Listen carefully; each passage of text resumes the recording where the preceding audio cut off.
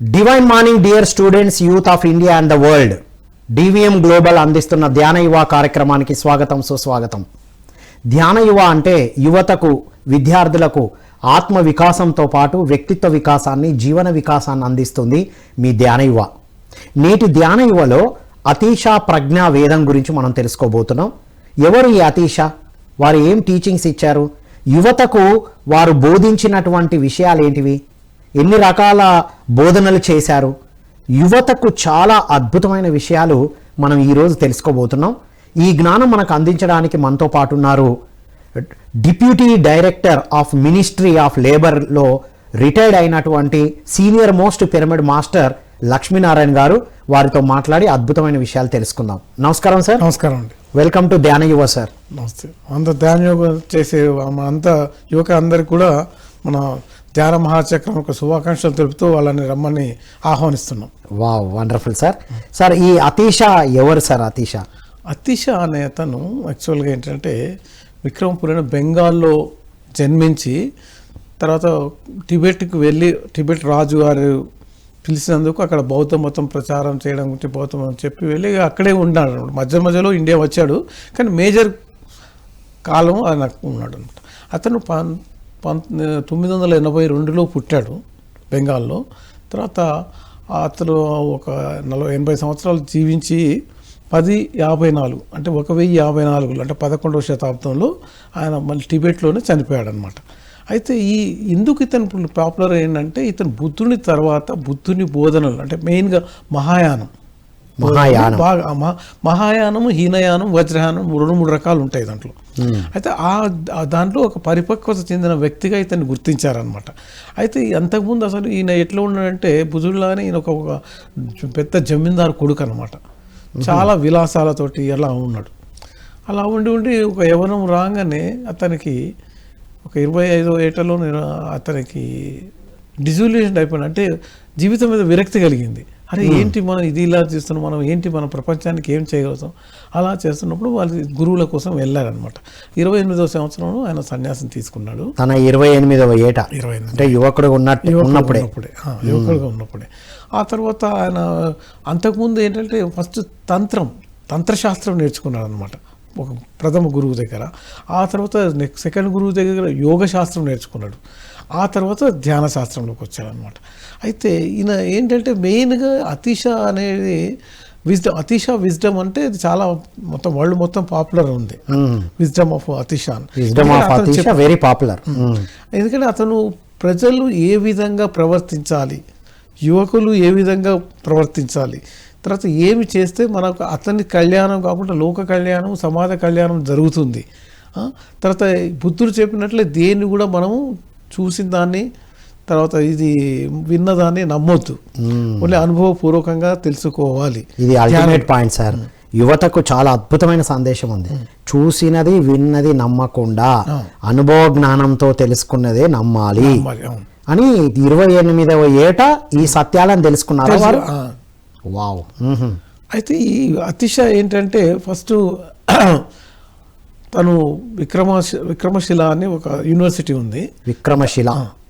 దాంట్లో స్టూడెంట్గా ఉంటాడు. స్టూడెంట్గా ఉన్న తర్వాత అయితే అతని యొక్క జ్ఞాన సంపద, తర్వాత అతని యొక్క ఏకాగ్రత నుంచి అతను టీచర్గా కూడా దాంట్లో ప్రమోట్ అయిపోతాడు. టీచర్గా చాలా ఉపన్యాసం. తర్వాత మెయిన్ ఏంటంటే అతను ఒక పెద్ద గొప్ప పండితుడు, గొప్ప అనువాదకర్త. సంస్కృతం నుంచి, పాలీ భాష నుంచి బుద్ధుని చరిత్రలు, బుద్ధుని యొక్క వ్యాగ్మం, బుద్ధుని యొక్క జ్ఞానోదయ సూక్తులు అవి అన్నిటిని కూడా ట్రాన్స్లేషన్ చేశాడు. ఇంగ్లీష్ కాదు, అంటే టిబెటియన్ లాంగ్వేజ్లో. టిబెట్కి వెళ్ళాడు కదా, టిబెట్ రాజును పిలిస్తే అక్కడికి వెళ్తాడు కదా, అందుకని అక్కడ చేశాడు టిబెటియన్ లాంగ్వేజ్. సంస్కృతంలోంచి పాలీ భాషలోంచి డైరెక్ట్గా టిబెటియన్ లాంగ్వేజ్ అంటే అక్కడ మొత్తం ప్రచారం చేస్తాడు. మానిస్ట్రీస్ కడతానికి అక్కడ వెళ్తాడనమాట. మానిస్ట్రీలు కొత్త అంటే బౌద్ధ ఆరామాలు, తర్వాత మఠాలు అంటారు కదా, వాటిని అన్నింటినీ అక్కడ స్థాపించి అక్కడ చాలా కృషి చేస్తాడనమాట ఈ బౌద్ధ మతం. తర్వాత సింప్లిసిటీ, అతను ఏంటంటే సింప్లిసిటీ, సామాన్య జీవనం జీవించాలి ప్రతి ఒక్కరు అని అదే ఒక భావనని ఆయన సింపుల్ లివింగ్ అనమాట. సింపుల్ లివింగ్ ఎక్కువ చెప్పారు. తర్వాత ఎందుకు ఆయనకి జ్ఞానోదయం జరిగిన తర్వాత ఆయనకి ఏం జరిగింది అంటే ఆయనలో కరుణ కరుణ, తర్వాత ప్రజ్ఞ, ఈ రెండిటి గురించి ఆయన చెప్తాడు అనమాట. ఎప్పుడైతే మనం ఎవరైనా ప్రతి ఒక్క వ్యక్తి ఎన్లైట్మెంట్ అయితే, జ్ఞానోదయం అయితే అతనికి ఈ రెండు రావాల. ఒకటేంటి జ్ఞానం, ఇంకోటి కరుణ. ఇతరులు ఎప్పుడు కూడా కరుణ, జాలి, దయతోటే ఉండాలి. అలా ఉన్నప్పుడు మాత్రమే అతను ఒక సంపూర్ణ మానవుడిగా ఎదుగుతాడు. సో యువతకు ఇవి చాలా ముఖ్యం అందువల్ల పాపులర్ అయ్యారు. అవును. వావ్. వారి యొక్క మెయిన్ టీచింగ్స్ ఏంటి సార్? వాటి యొక్క మెయిన్ టీచింగ్స్ ఏంటంటే, ఫస్ట్ యువతకు కానీ తర్వాత సామాన్య ప్రజలకు కూడా చెప్పేది ఏంటంటే క్వశ్చన్. నీకు మనిషి ఏంటంటే తన జీవితకాలం మొత్తం కూడా కొన్ని ప్రశ్నలకు సమాధానం తెలుసుకోకుండా చనిపోతాడు. అంటే ప్రశ్నలు అంటే ఏది, నాకు డబ్బులు కావాలని, నాకు జీవితానికి సంబంధించింది, ఆత్మాజిక ఎదుగుదలకు సంబంధించినవి, ఆత్మ విద్య గురించి సంబంధించినవి, బ్రహ్మ విద్య గురించి సంబంధించిన ఈ ప్రశ్నలన్నింటినీ ఎప్పుడైనా కూడా నిరంతరంగా మనం ఉత్సుకతతోటి, అంటే కుతూహలంతో ప్రశ్నలు గురువారికి వేస్తూ ఉండాలన్నమాట. అంటే వారు ఏం చెప్పారంటే, యువత జనరల్గా ఇప్పుడు బయట ప్రశ్నిస్తున్నారు, నన్నెందుకు ఇలా అడుగుతున్నావు, నన్నెందుకు కంట్రోల్ చేస్తున్నావు అని.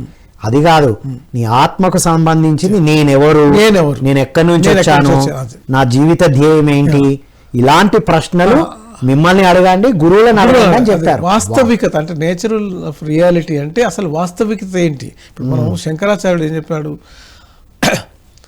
సత్యం అంటే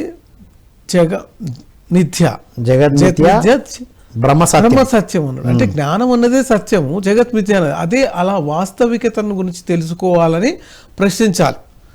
వాస్తవికత అంటే ప్రపంచంలో నువ్వు చూసేదంతా మాత్రం అది భ్రాంతి, భ్రమ, కానీ అసలు జరిగేదంతా నీ అంతర్ప్రపంచంలో ఉంది. కాబట్టి నువ్వు అంతర్ముఖుడివే కావాలి. అంతర్ముఖుడివై ఆత్మని తెలుసుకోవాలి.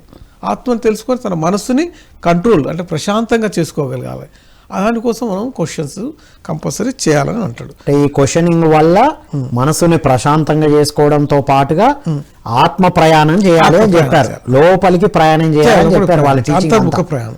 సార్ అంటే యువతకు ఆ ఆత్మ ప్రయాణం చేయాలని చెప్పి వరల్డ్ వైడ్ గా పాపులర్ అయిన సంగతి అద్భుతమైన విషయం వెలుగులోకి తీసుకొచ్చారు సార్. తర్వాత ఇంకోటి ఏంటంటే, నెక్స్ట్ ఏంటంటే ప్రతి ఒక్క విషయాన్ని పూర్తిగా అర్థం చేసుకోగలగాలి. అంటే ఇప్పుడు మనకి ఇప్పుడు యువతకి ఎన్నో సమస్యలు వస్తున్నాయి, కానీ మనం ఏదో ఒక రెడీమేడ్ సొల్యూషన్ అనుకొని మనం చేస్తున్నాం. అట్లా కాకుండా దాన్ని పూర్తిగా అర్థం చేసుకోవాలి. ఒక జీవిత లక్ష్యం ఉంది, తర్వాత జీవితం మీద ఒక అవగాహన ఉంది, దాని యొక్క పూర్తి అర్థం చేసుకొని హాఫ్ నాలెడ్జ్ కాదు ఫుల్ నాలెడ్జ్ చేసుకొని జ్ఞాన సమాపార్జన అంటే జ్ఞానార్జన చేసుకోవాలి. అది ఏ రకమైన కావచ్చు, తనకు వ్యక్తిగతంగా ఉపయోగపడవచ్చు, లేకుంటే ఉద్యోగపరంగా ఉపయోగపడవచ్చు, కుటుంబ పరంగా ఉపయోగవచ్చు, ధ్యానపరంగా ఉపయోగపడవచ్చు. ఏది తెలుసుకున్నా complete knowledge, half knowledge is very dangerous. తర్వాత ఇంకోటి ఏంటంటే కరుణ అంటే కల్టివేట్ కంపాషన్ అంటే ఏంటి, ఎప్పుడైతే మనము సాధన చేస్తూ ఉంటాం, ధ్యాన సాధన చేస్తుంటాం, తర్వాత స్వాధ్యాయం చేస్తుంటాం, ఈ రెండు చేస్తున్నప్పుడు మనకి ఆటోమేటిక్గా మనలో ఒక కరుణ అనేది వెలుగుతుంది అనమాట.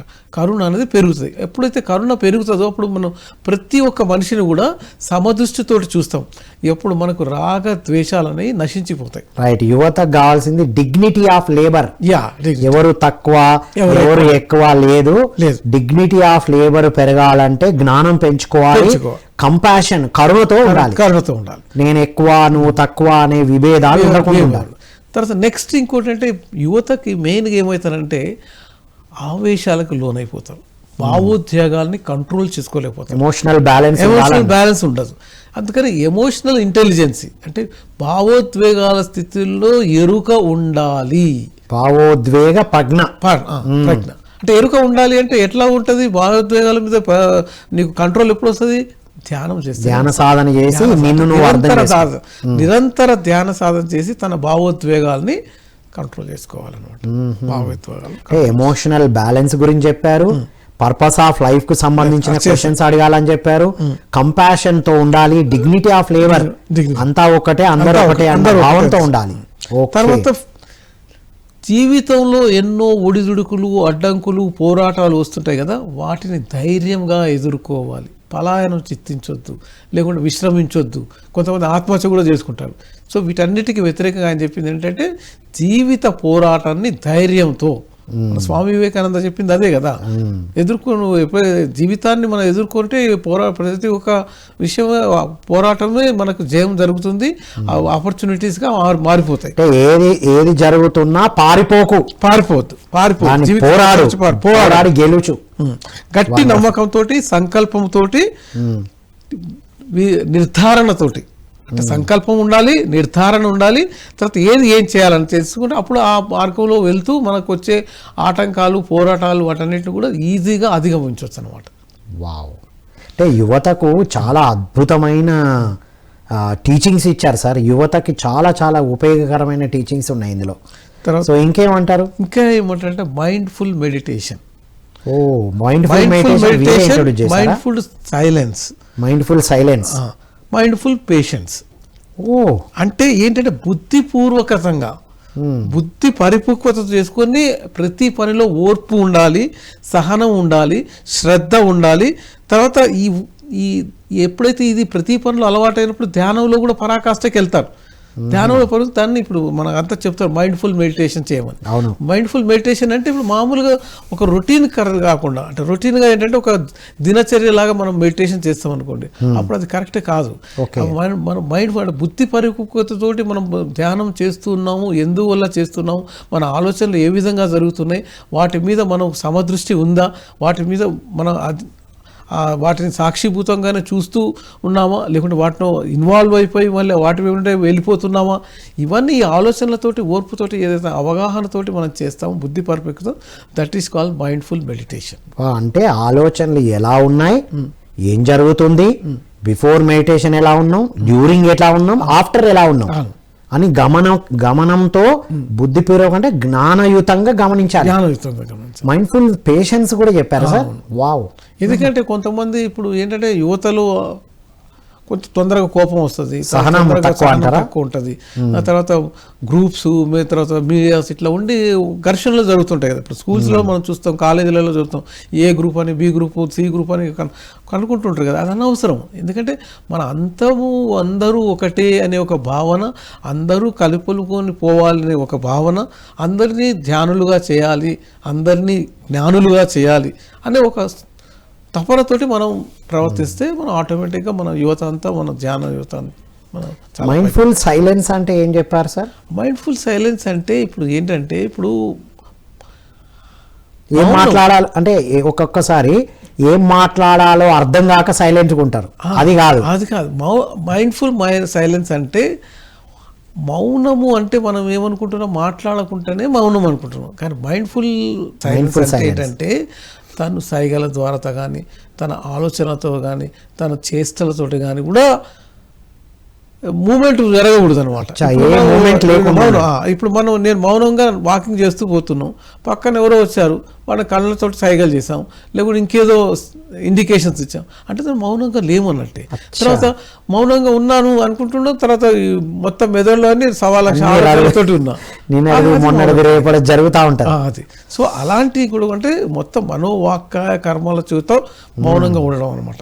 అంటే వర్డ్స్ తో మౌనం, థాట్స్ తో మౌనం, యాక్షన్ తో మౌనం, that is called mindful silence. Wonderful sir. ఇది అంటే ఎట్లా వస్తుంది అని చెప్పారు? మైండ్ఫుల్ మెడిటేషన్ తోనే ఇది వస్తుంది. మైండ్ఫుల్ మెడిటేషన్ అంటే మైండ్ఫుల్ మెడిటేషన్ చేయడానికి ముందు ఇది మైండ్ఫుల్ సైలెన్స్ అవసరం.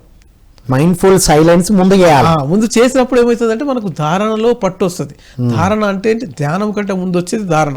అంటే ఏదైనా ఒక వస్తువు మీద, ఒక వ్యక్తి మీద, ఒక పని మీద కంప్లీట్ ఏకాగ్రత వచ్చింది. కంప్లీట్ ఏకాగ్రత అంటే ఇప్పుడు ఆ ఏకాగ్రతను ఎలా తీసుకొస్తున్నాం మనం? ఆ ఏకాగ్రతని మనం శ్వాసని గమనించడం ద్వారా తీసుకొస్తున్నాం. ఎప్పుడైతే మనం ఇప్పుడు మిగతా ఆలోచనలన్నీ కట్ చేసుకుంటూ శ్వాసని గమనిస్తూ పోతున్నప్పుడు ముక్కు దగ్గర ఫస్ట్ ముక్కు లోపల ఎంత జ్ఞానం, శ్వాస ఎలా జరుగుతుంది, వేడి గాలి, చల్లగాలి అని చూసి, ఆ తర్వాత ఏంటి ముక్కు కింద పెదవి పైన భాగంలో ఒక పాయింట్ని మనం చేసుకొని దాని మీద కాన్సన్ట్రేట్ చేసిన తర్వాత ఏమైతే ధారణ నుంచి ధ్యానంలోకి వెళ్ళిపోతే ఆలోచనారహిత స్థితిలోకి వెళ్ళిపోతుంది. ఆలోచనారహిత స్థితిలో ఇంకా పైకి పెరిగిన కొద్దీ మీ యొక్క ధ్యాన అనుభవం వస్తుంది. ఆ ధ్యాన అనుభవంలో ఏమైతే జరుగుతుంది, మన యొక్క జ్ఞాన సంపద అనేది పెరుగుకుంటూ పోతుంది. ఆ ధ్యాన సంపద పెరిగినప్పుడు జ్ఞాన సంపద పెరుగుతుంది.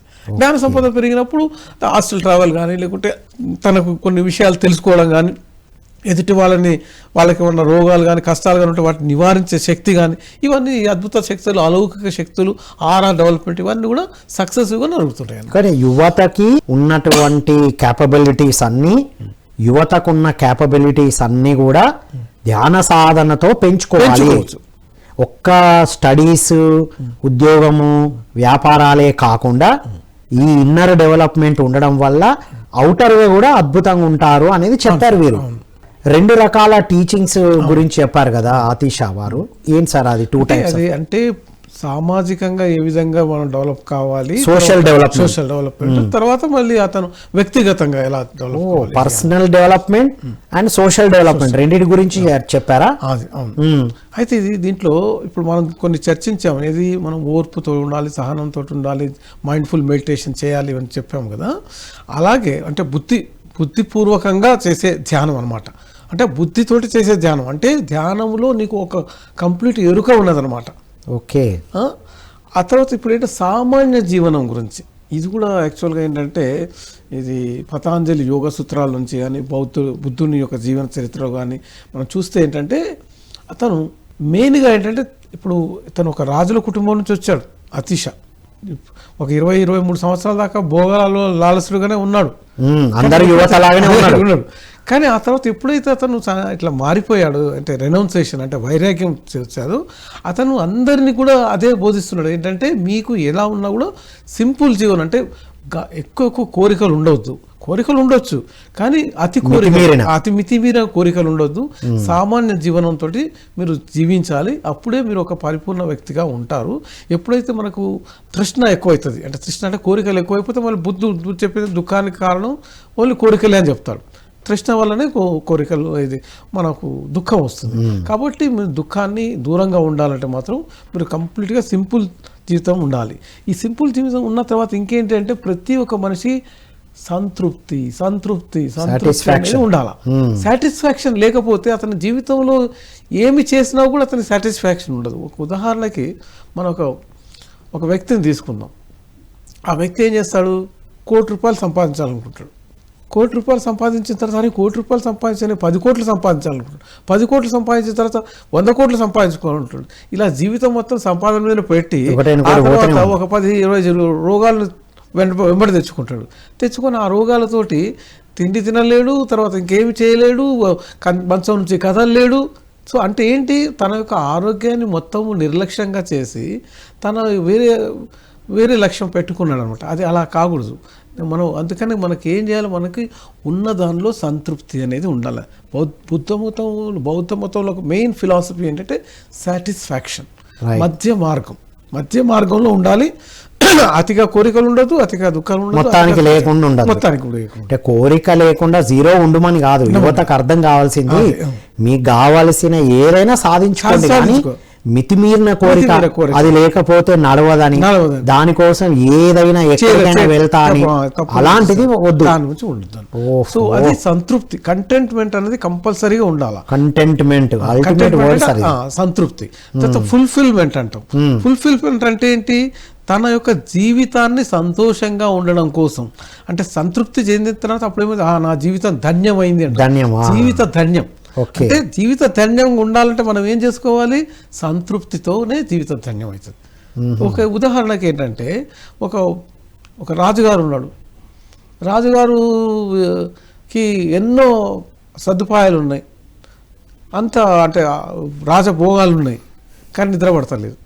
ఎందుకంటే అసంతృప్తి ఉంది కాబట్టి నిద్ర పడతలేదు. దానికోసం ఎలా కనుక్కోవాలని తన మంత్రి గారితో వెళితే, సరే నీకు ఒక పని చెప్తానని ఇద్దరు కలిసి వేటకి వెళ్ళిపోతారు. వేటకి వెళ్ళిపోయిన తర్వాత ఒక ప్రదేశంలో ఒక మండుటెండ ఒక చెట్టు కింద రాళ్ళ మీద ఒకడు గురకబెట్టి నిద్రపోతున్నాడు. తర్వాత రాజు చూసి ఇదేంటి నాకు అర్థం కాదు, నాకు ఎన్నో సదుపాయాలు ఉన్నాయి, సౌకర్యాలు ఉన్నాయి, మంచి భోజనం ఉంది, అయినా నాకు నిద్ర పడతలేదు, ఎందుకు ఇదేనంటే, సరే రాజుగారు మీరే అడగండి. రాజు ఆయన లేపితే వాడు లేచి రాజుగారు దండాలు అంటే, అరే కదా ఎందుకు నీకు ఇట్లా నిద్ర పడుతుందంటే, రాజా నేను రోజుకి 5 రూకలు అంటే ₹5 సంపాదిస్తాను, దాంట్లో నేను 4 రూపాయలు నాకు జీవనం అయిపోతుంది, ఇంకా 1 రూపాయి పక్కన పెడుతున్నాను దాన ధర్మాలు చేయడానికి, అందుకని చాలా సంతోషంగా ఉన్నాను. సంతోషంగా ఉన్నా కాబట్టి నాకు నిద్ర వస్తున్నది అంటాడు. ఇస్తే సంతోషంగా ఉంటాం. సంతోషం ఇస్తే దాచుకున్నప్పుడు కాదు, పంచినప్పుడే సంతోషం. అప్పుడు రాజుకి జ్ఞానోదయం అయిపోయి, ఆహా ఇది అంటే నేను సంపదను కూడబెట్టుకొని పన్నులు వసూలు చేసుకొని అంతా చేసుకొని రాజ్యాలు దండ ఎత్తి వాళ్ళ ఖజానాన్ని దోచుకుంటున్నా, కానీ ఆ తృష్ణతోటే ఉంటుంది. కానీ ప్రజల సంక్షేమం కోసం, తర్వాత దైవ కార్యాల కోసం దాన ధర్మాలు చేయట్లేదు అని అప్పటి నుంచి మళ్ళీ మొదలు పెడతాడు. పెట్టిన తర్వాత దానికి మంచి నిద్ర వస్తుంది, తర్వాత సంతృప్తితోటి జీవనం. సో యువత హ్యాపీగా, పీస్ఫుల్గా, జాయ్ఫుల్గా నిద్రపోవాలి అంటే ఎంతసేపు వాళ్ళ కోసమే కాకుండా వాళ్ళకున్న జ్ఞానాన్ని, ఒకవేళ కొంతమంది పిల్లల దగ్గర మంచి డబ్బులు, పాకెట్ మనీ ఎక్కువ ఉంటది, ఎదుటి వాళ్ళకు బుక్స్, పెన్స్, సినిమాకు, షికార్లకు, వాటి కోసం కాదు సహాయం, వాళ్ళ పుస్తకాలకో ఫీజు కట్టడానికో చిన్న చిన్న సహాయ సహకారాలు చిన్నప్పటి నుండే చేస్తే, యువతగా ఉన్నప్పుడే చేస్తే హ్యాపీగా ప్రశాంతంగా ఉంటారు అనేది అతీషా ప్రజ్ఞావేదం యొక్క విజ్డమ్. వావ్. తర్వాత ఇంకోటి ఏంటంటే ప్రజెంట్గా ఇప్పుడు వచ్చే జనరేషన్లో యువతకి ఏంటంటే గౌరవ మర్యాదలు అనేది మర్చిపోయారు. కానీ అతీషా అప్పుడే గుర్తు చెప్పాడు, అంటే 11వ శతాబ్దంలో చెప్తుండు, యూత్ అనేవాళ్ళు పెద్దలని గౌరవించాలి. 11th సెంచరీలో చెప్పారు, పెద్దలని గౌరవించాలి, పెద్దల మాటలను ఓపికతోటి వినాలి, పెద్దలతోటి మంచిగా బాంధవ్యాలు అంటే బంధనాలు ఉంచుకోవాలి. తర్వాత కుటుంబ సంబంధం కాకుండా సామాజిక పరంగా కూడా వ్యక్తులతోటి సంబంధాలు, పరస్పర సంబంధాలు చాలా మంచిగా ఉంచుకోవడానికి ప్రాక్టీస్ చేయాలి అని చెప్తారు. అదే ఒక అభ్యాసం. సోషల్గా ఉండాలి, తర్వాత ఫ్యామిలీ పరంగా కూడా మంచి రిలేషన్షిప్ బిల్డింగ్ ఉండాలి అన్నారు. అంతేగాని ఇప్పుడు సోషల్ మీడియా, ఇప్పుడు సోషల్ అంటే సార్ సామాజికంగా ఉండాలి అంటే సోషల్ మీడియా ఫ్రెండ్స్ అనుకుంటున్నారు. వాళ్ళ దగ్గర ఉన్నటువంటి బంధుమిత్ర వర్గంతో చాలా చక్కగా ఉండాలి, పెద్దవాళ్ళతో సంబంధ బాంధవ్యాలు, పెద్దవాళ్ళతో సరిగ్గా ఉండాలి, వాళ్ళు గైడ్ చేస్తారు కాబట్టి. అంటే అర్థవంతంగా ఉండాలి, అంటే అర్థవంతమైన బాంధవ్యాలు. అర్థవంతం, అది అన్నెసెసరీ కాదు. అంటే అన్నెసెసరీ రిలేషన్షిప్ లేదా టాక్సిక్ రిలేషన్షిప్ అంటారు సార్. టాక్సిక్ రిలేషన్షిప్ వద్దు, ఓన్లీ నీకు రేడియంట్ రిలేషన్షిప్ ఉండాలి. వావ్. తర్వాత ఏంటంటే అందరితోటి, అంటే అందరూ కూడా సమానమే అని ఒక తృప్తి, అంటే వాళ్ళ కలిమిలేవులు ఉంటాయి. తర్వాత ఒకళ్ళు జ్ఞానం ఎక్కువ ఉండొచ్చు, ఒకళ్ళు తక్కువ ఉండొచ్చు, ఒకళ్ళు ఇంటెలిజెంట్ ఎక్కువ ఉండొచ్చు, ఇంకొక వాళ్ళందరినీ కూడా సమభావంతో చూడగలగాలి. వాళ్ళకన్నా తక్కువ నాలెడ్జ్ ఉన్న వాళ్ళతో ఒకలాగా, ఎక్కువ నాలెడ్జ్ ఉంటే ఒకలాగా, క్లాస్ లో ఫస్ట్ వచ్చిన వాడితోనే అందరు క్లోజ్ గా ఉండాలని చూస్తారు, లాస్ట్ ఉన్న వాడిని పక్కన పెట్టాలని చూస్తారు. అలా కాకుండా అందరితో ఉండాలి. అంటే ప్రతి ఒక్కరిలో ఒక ప్రత్యేకమైన టాలెంట్ ఉంటుంది, దాన్ని గుర్తించాలి. వావ్. తర్వాత ఇంకోటి ఏంటంటే మెయిన్గా అతీషా యొక్క మెయిన్ టీచింగ్స్ ఏంటి, అతీషాకు జ్ఞానోదయం అయిన తర్వాత, అతనికి జ్ఞానోదయం అయిన తర్వాత అతనికి ఏం జరిగింది, ప్రజ్ఞ పెరిగింది, కరుణ పెరిగింది. కాబట్టి ఆయన ఏంటంటే యువతకు కూడా అదే సందేశం చెప్తుండు, మీరు కరుణను పెంపొందించుకోండి, అంటే కంపాషన్ పెంపొందించుకోండి ఇతరుల పట్ల. అంటే ఇతరులు అంటే ఇక్కడ ఏంటి తెలుసా, ఇతరులు అంటే ఓన్లీ మనుషులే కాదు, వ్యక్తులే కాదు, జంతువులు కూడా ఉన్నాయి, వృక్షాలు కూడా ఉన్నాయి, అన్ని అనమాట. అన్నిటి మీద కూడా వాళ్ళు ఉపయోగించే వస్తువుల పైన ఇప్పుడు ఇప్పుడు ఎట్లా అయిపోయింది, ఉపయోగించే వస్తువుల పైన కరుణ ఉంది, వ్యక్తుల పైన లేదు. తర్వాత జంతువుల పైన కూడా ఉండాలి కదా. ఇప్పుడు మనం ఏంటంటే ఇప్పుడు యువతలో ఎట్లా ఉందంటే రిలేషన్స్ ఎంత ఖరాబ్ అయిపోయినాయంటే, నాకు 80,000 యాపిల్ ఫోన్ కొనిస్తావా, లేకుంటే డొక్కు ఫోన్ 10,000 కొనిస్తే నేను ఉండాలా అని తండ్రితోటి వాగ్వివాదం చేస్తున్నారు. కొనియాల్సిందే అంటే ఏంటి, ఇప్పుడు నీకు కావాల్సిన అవసరాన్ని తీర్చగలిగే ఫోన్ ఉంటే చాలు కదా. నీకు అవసరాన్ని తీర్చాలి, మీ తల్లిదండ్రుల ఆర్థిక పరిస్థితి కూడా చూడాలి కదా. మరి శక్తికి మించి ఇచ్చిన తర్వాత ఇబ్బందులే కదా అందరికి.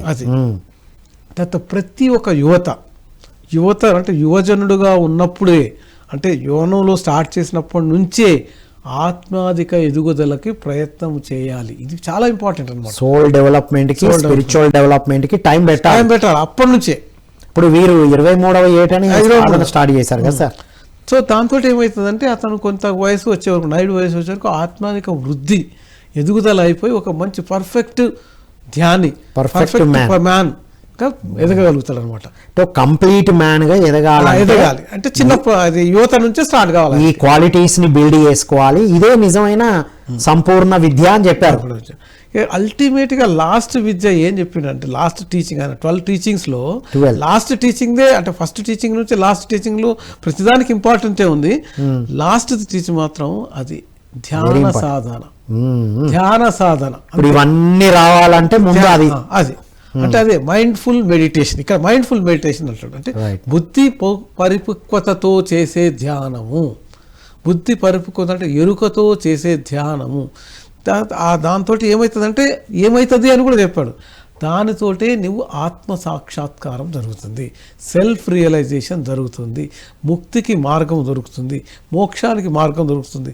కాబట్టి ఈ 12th టీచింగ్ ఏదైతే ఉన్నదో అది కంపల్సరీగా చేయాలి. ఇది సార్ ఇప్పుడు యువతకి ముక్తి మోక్షం అంటే ఏంటి సార్? అది ఆ డెఫినేషన్. ముక్తి మోక్షం అంటే ఏంటి? ఇక్కడ 2 విధాల. ముక్తి అంటే ఏంటి? ఇప్పుడు మనం అంటే జీవనంలో ప్రతి ఒక్క మనిషి ఎన్నో రకరకాల సమస్యలతోటి, రకరకాల అభిప్రాయాలతోటి, రకరకాల సిద్ధాంతాలతోటి, రకరకాల ఆచారాలతోటి కట్టుబడి ఉన్నాడు.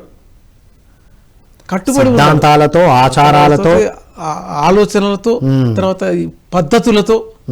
అయితే వాటి నుంచి విముక్తి పొందడం, ముక్తి పొందడం దాన్ని ముక్తి అంటారు. అంటే ఏ ఆలోచనకు, ఎవరి ఆలోచనకు అనుగుణంగా లేకుండా నీకు నువ్వు లాగా ఉండడం. అవును, ఇది చాలా ఇంపార్టెంట్ సార్. లేకపోతే వాళ్ళ హీరోనే గ్రేట్ అని ఆ హీరో తత్వాలను తెచ్చుకోవడం, లేకపోతే వాళ్ళకి నచ్చిన ఎవరైనా రోల్ మోడల్ ఉంటే, సోషల్ మీడియా ఇన్ఫ్లుయెన్సర్, లేకపోతే తర్వాత ఎవరు సక్సెస్ఫుల్ పీపుల్, క్రికెటర్ ఉంటే వాళ్ళ మాటలకే ఇన్ఫ్లుయెన్స్ అయిపోయి ఉండడం కాకుండా ఉండడం.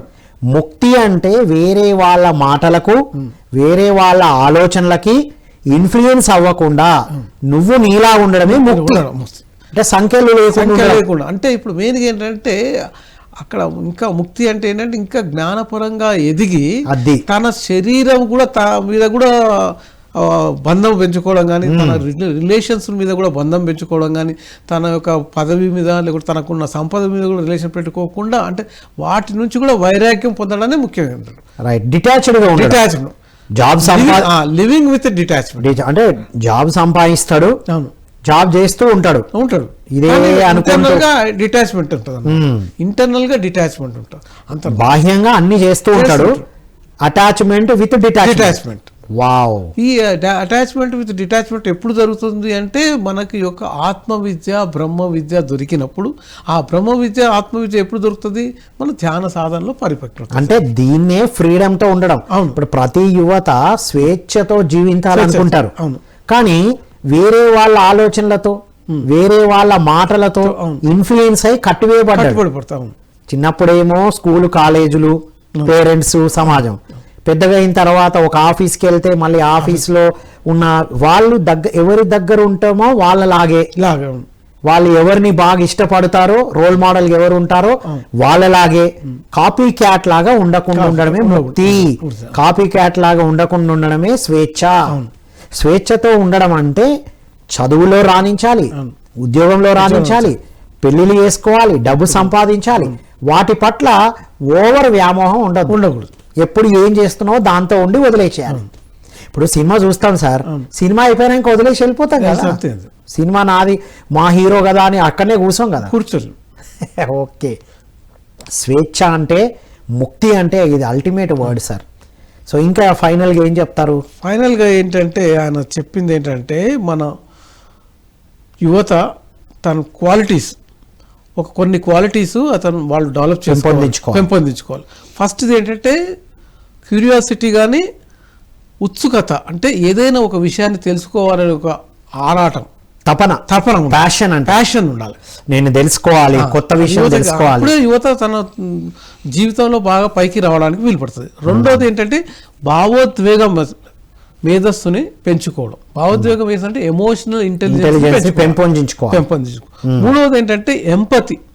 ఎంపతి అంటే ఏంటి తెలుసు కదా? ఎంపతి అంటే సానుభూతి కంటే ఇంకా నెక్స్ట్ స్టెప్ అనమాట. ఆ దాంట్లో చూస్తే తదాత్మకత అంటారు. తదాత్మకత అంటే ఇప్పుడు ఎవరైనా కష్టాలు ఉంటే నేను కూడా ఆ కష్టాలు ఉన్నప్పుడు నా పరిస్థితి ఎలా ఉంటుందని ఆలోచించుకొని అతను సహాయం చేయడం అనమాట.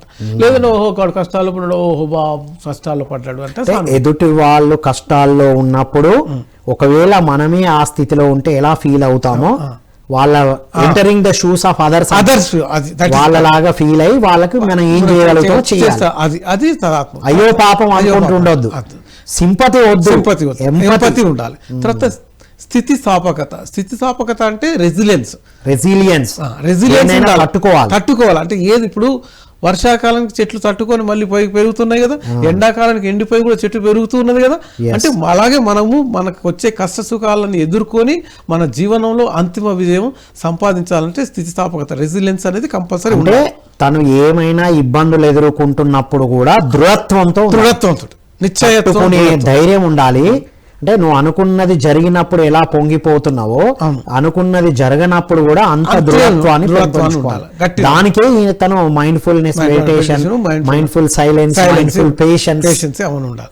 తర్వాత ఏంటంటే సరళత, నిరాడంబరం. మన జీవనం ఎప్పుడు కూడా నిరాడంబరంగా, సరళంగా, సమతతో అందరితోటి అలా ఉండాలి. కోఆపరేషన్ తో, కొలాబరేషన్ తో ఉండాలి.